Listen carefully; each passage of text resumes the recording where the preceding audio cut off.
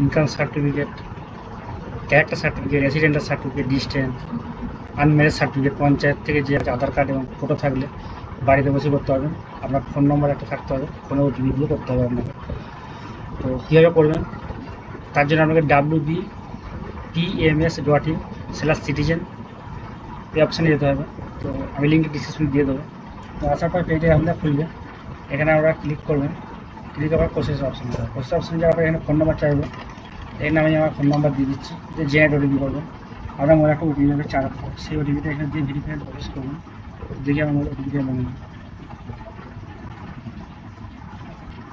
তার মধ্যে এখানে বলে দিই আপনার যে পাসপোর্ট ফটোটা 100 কেবির মধ্যে হতে হবে, পিকচারটা, আর পিডিএফটা 2 MBর মধ্যে হলেই হবে। পিডিএফের জায়গায় আমি ভোটার কার্ড, আধার কার্ড ইউজ করতে পারেন। তো আধার কার্ডটা সবার কাছে আছে, তো আপনার যেটা সুবিধা হবে সেটা আপনি ইউজ করবেন।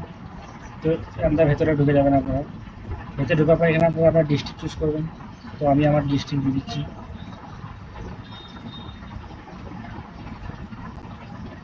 এখানে আমরা ব্লক চুজ করবেন, এখানে আমরা পঞ্চায়েত দেবেন, এখানে আমরা সংসদ দেবেন,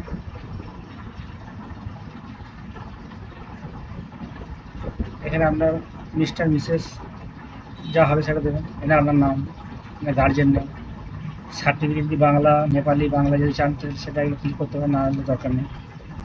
এবার বাংলায় নেপালে ক্লিক করলে আপনাকে বাংলা লিখতে হবে। এখানে অ্যাপ্লিকেশন নেম, এখানে গার্জেন নেম, সম্পর্ক, অ্যাড্রেস, পোস্ট অফিসের নাম, স্টেশন, ভিলেজ সার্চ করে এখানে দিতে হবে, পিনকোড আর ডেট অফ বার্থ, এই কটা জিনিস। এখানে আপনি কী কী চান, রেসিডেন্স সার্টিফিকেটটা বাই ডিফল্ট দেওয়া থাকবে, এখানে আপনি জাতি যেগুলো চান সেগুলো টিক চিহ্ন করতে পারেন। এখানে অ্যানুয়াল ইনকাম দেবেন, যদি অ্যানুয়াল ইনকাম অপশন ক্লিক করে দেবেন। তো আমি আমার ক্ষেত্রে সব কটাই